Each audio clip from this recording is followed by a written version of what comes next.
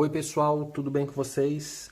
Nossa última aula nós estudamos todas as variedades do tecido conjuntivo e agora nós vamos avançar aí nessa parte de estudo dos tecidos do corpo humano. Hoje nós vamos estudar o tecido muscular.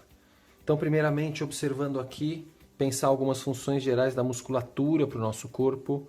De forma geral, a musculatura tem a função e permite com que os seres humanos, os animais se locomovam e também essencial para a manutenção da postura corporal, tá? Além disso, graças à presença de músculo, né, de tecido muscular no coração e nos vasos sanguíneos, esse tecido também é importantíssimo, essencial para o transporte de sangue. Nos animais endotérmicos, quando eu falo de animais endotérmicos, eu estou falando de aves e mamíferos, né? São animais que precisam manter a temperatura do corpo estável e relativamente alta. Os músculos são os principais locais aí onde ocorre produção de calor no nosso organismo, tá bom? Agora, quanto ao tecido muscular em si, 3 características importantes aqui de forma geral para a gente começar a pensar nesse tecido. Primeiramente, pensar que o tecido muscular ele é formado por células alongadas. Então, se você olhar qualquer tecido que eu mostrar para frente aí muscular, você vai ver sempre que o tecido muscular é formado por células compridinhas, tá? Aqui, por exemplo, vamos representar o núcleo dessa célula. E, além de serem células alongadas, compridas, elas têm a capacidade de se contrair e encurtar. E depois elas têm a capacidade de relaxar e voltar ao tamanho original. Então isso é uma propriedade muito importante das células musculares. Elas são capazes de se contrair e relaxar, tá? Outra coisa importante, as células musculares, ela tem um nome importante aí, que são as fibras musculares. Então, quando nos próximos esquemas nós falarmos em fibras musculares, nós estaremos falando das células musculares em si, tá? Outra característica importante desse tecido é que, associado ao tecido muscular, sempre aparece uma certa quantidade de tecido conjuntivo.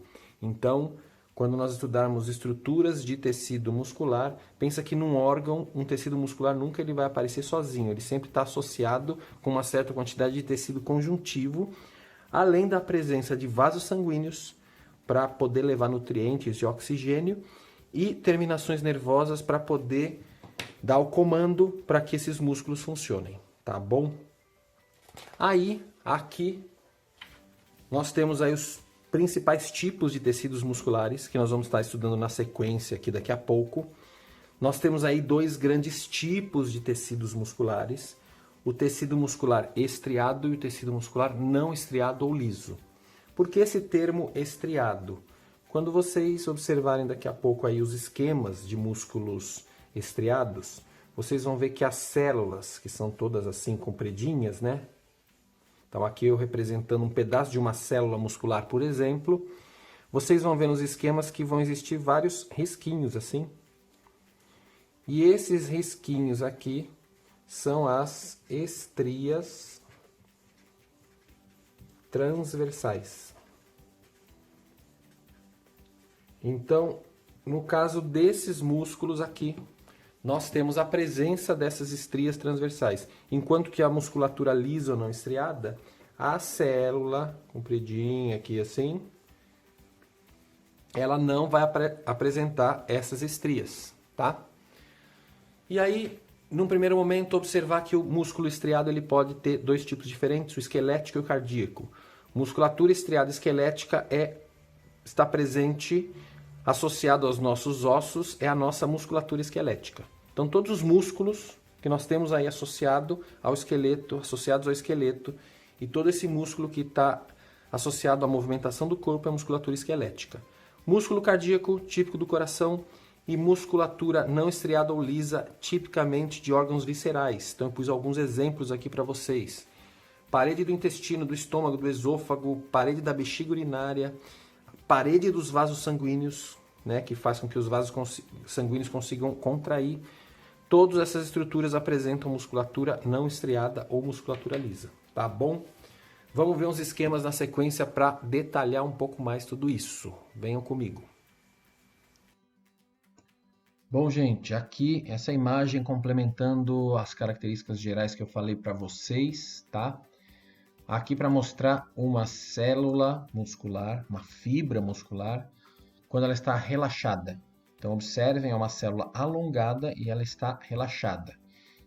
Aqui é quando essa mesma célula ela se contrai e, consequentemente, quando ela está contraída, ela fica mais curta, certo? Então, observem isso, quando ela está relaxada, ela está mais comprida, quando ela está contraída, ela fica mais curta. E aqui embaixo você vê uma série de células musculares, né?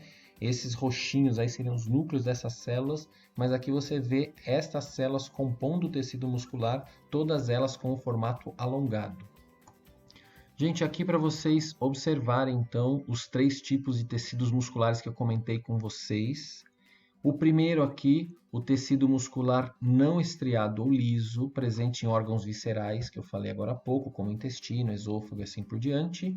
E observem aqui a célula que forma esse tecido, uma célula alongada, sem estrias, tá? Diferente dos outros dois. Então, aqui no meio, você tem o tecido muscular estriado e esquelético presente na nossa musculatura. E aí aqui você vê um detalhe da célula muscular e esses risquinhos, essas listras que tem aqui, são as estrias transversais que eu comentei com vocês. Por isso esse músculo ele é do tipo estriado, tá? O de baixo também é estriado, presente no coração, estriado cardíaco. Aqui você vê no detalhe das células também as listras, por isso ele é estriado. O terceiro músculo que está aqui, o tecido muscular que está aqui, o estriado, ele é exclusivo do coração, tá bom? Não existe outra parte do corpo que tenha tecido estriado cardíaco. Pessoal, reparem também que no tecido muscular liso, aqui em cima, a célula do tecido muscular liso, ela apresenta as extremidades meio pontiagudas, meio afuniladinhas, que vai aparecer aí na sequência no esquema que eu vou mostrar, que estas células elas têm as extremidades afiladas, tá bom? É isso que quer dizer quando aparecer esse termo. Então, observando mais detalhes de cada um dos 3 tipos de tecido muscular, o tecido muscular liso, de forma geral, as células elas não apresentam estrias transversais, que nós falamos, e as células, que eu acabei de falar, são afiladas nas extremidades, ou seja, tem as extremidades meio pontiagudas, meio pontudinhas, tá? E, de forma geral, as células do tecido muscular liso são menores do que as células dos outros 2 tecidos musculares. São as mais curtas dos 3 tipos.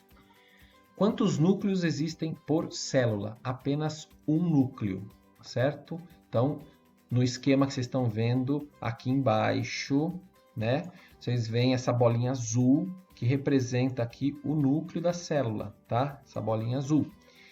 E aí você vê que cada célula apresenta um núcleo apenas. Agora, algo importante que a gente vai ter que comparar bem entre os 3 tipos de músculos é como é a contração.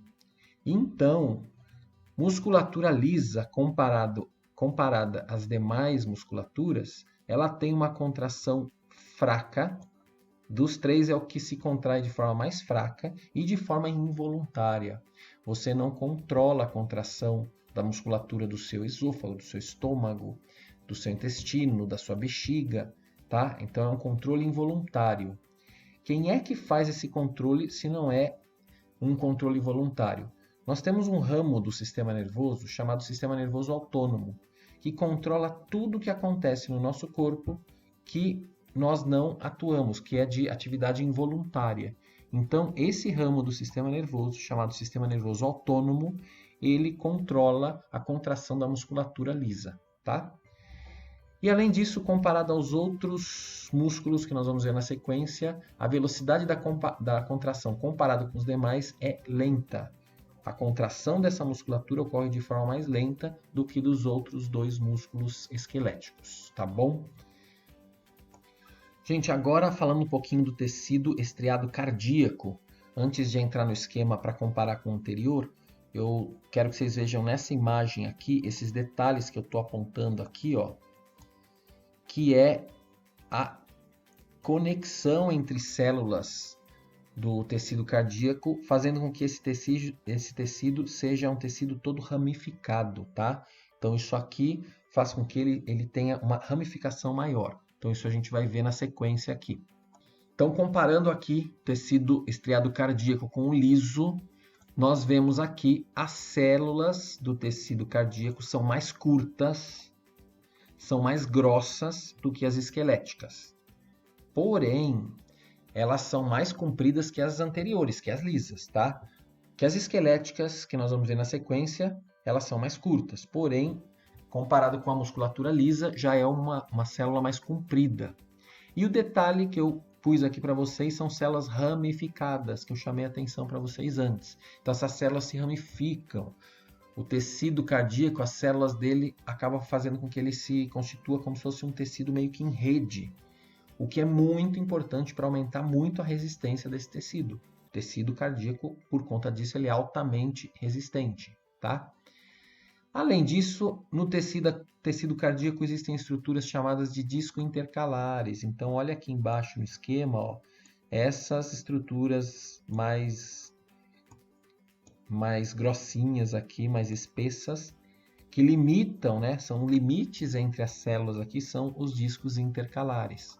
Observem também aqui nos esquemas esses risquinhos todos que representam as estrias transversais presentes aqui nesse tecido, tá? Em relação ao número de núcleos, lembra que no musculatura lisa tinha um núcleo por célula, aqui nós teremos um ou dois núcleos dentro de cada célula. Então, por exemplo, nesse esquema que está aqui, vamos dizer que desse disco intercalar até esse disco intercalar, você tem uma célula aqui, ó. Todo esse espaço aqui é uma célula, tá? E aqui, essa parte azulzinha compridinha representaria o núcleo desta célula, tá bom? Só para vocês terem uma noção.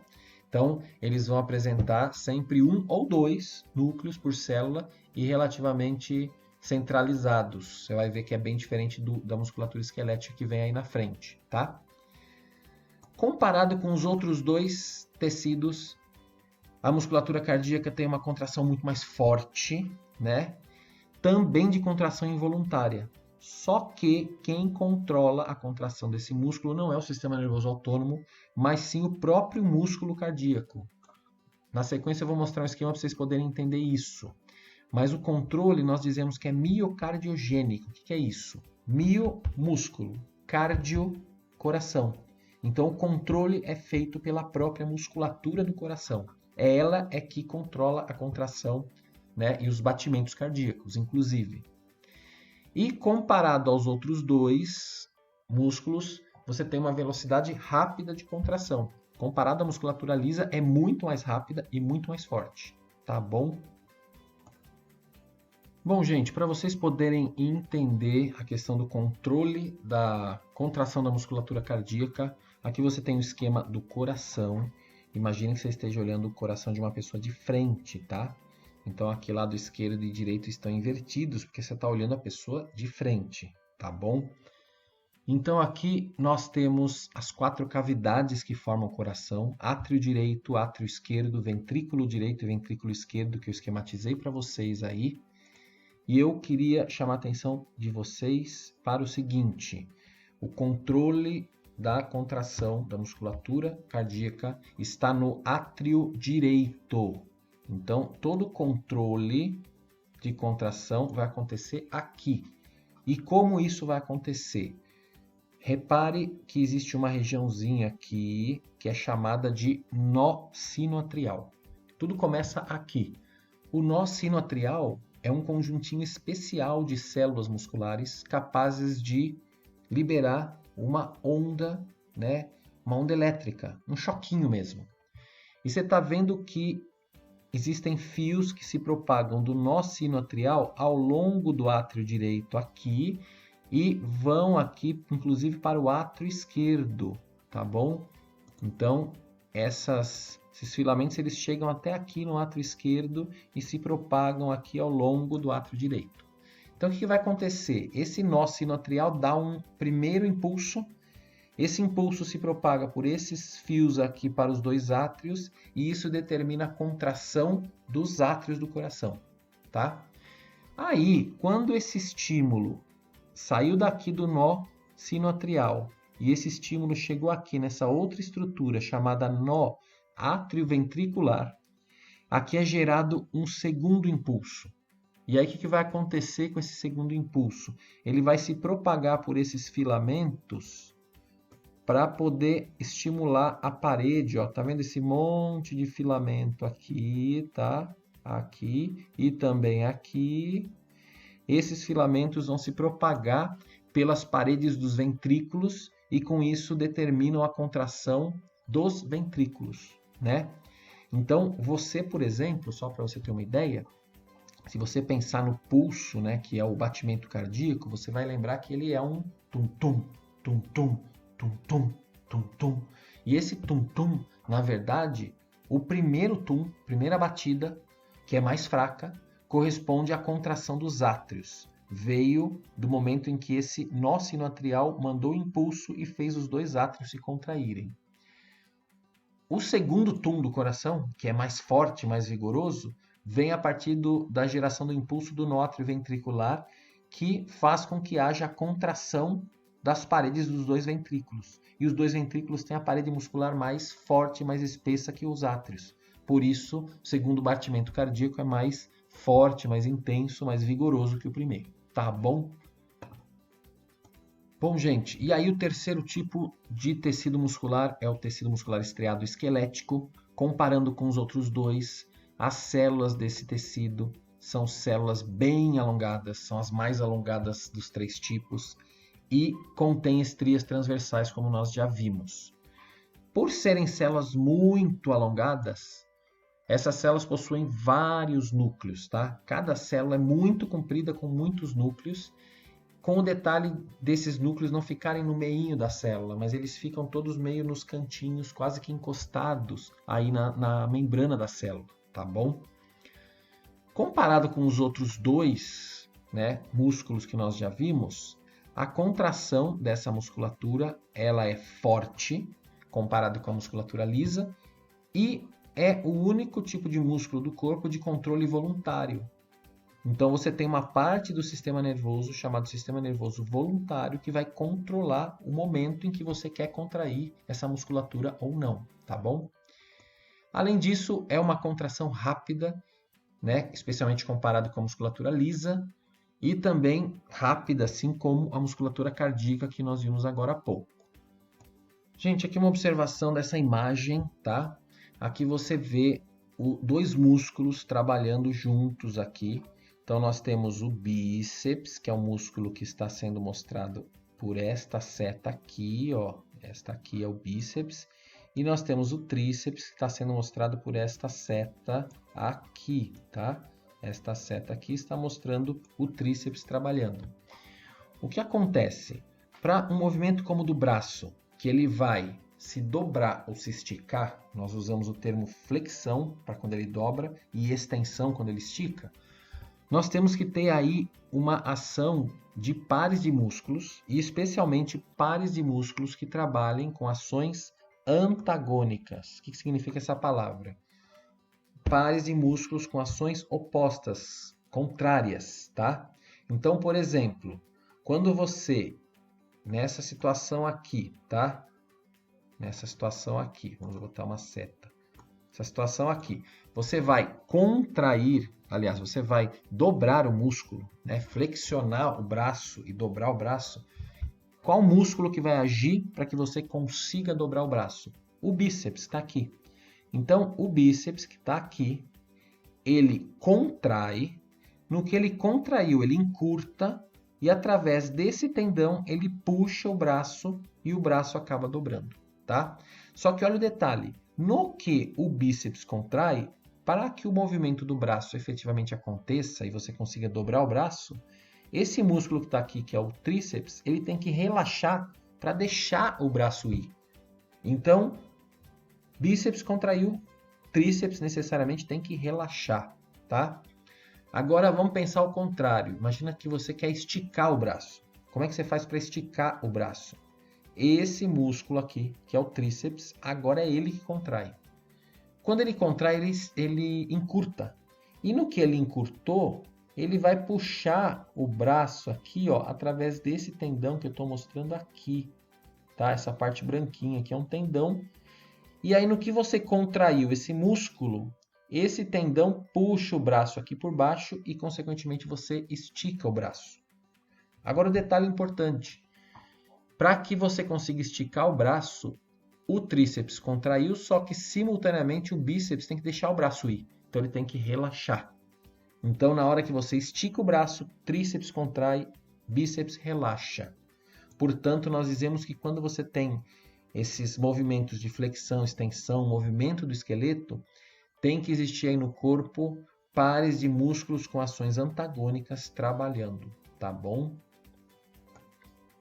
Bom, então com isso nós conseguimos entender a diferença e características dos 3 tipos de tecidos musculares, tá? E aí agora no próximo vídeo aí nós vamos partir para entender melhor como ocorre a contração específica da musculatura esquelética. Mais detalhes sobre isso, tá bom? Então vamos lá, próximo vídeo, aproveitem bem.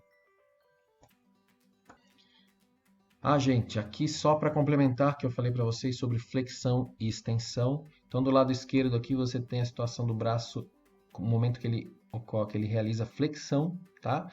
E aí você vê aqui que para o braço flexionar, o bíceps precisa se contrair e o tríceps relaxar, tá? Enquanto que do lado direito você tem um momento que o braço estica, se estende. Então nesse momento o tríceps se contrai e ao mesmo tempo o bíceps relaxa, tá bom? Então isso aqui só para complementar o esquema anterior e aí sim agora vamos para o detalhamento da contração da musculatura esquelética. Vamos lá.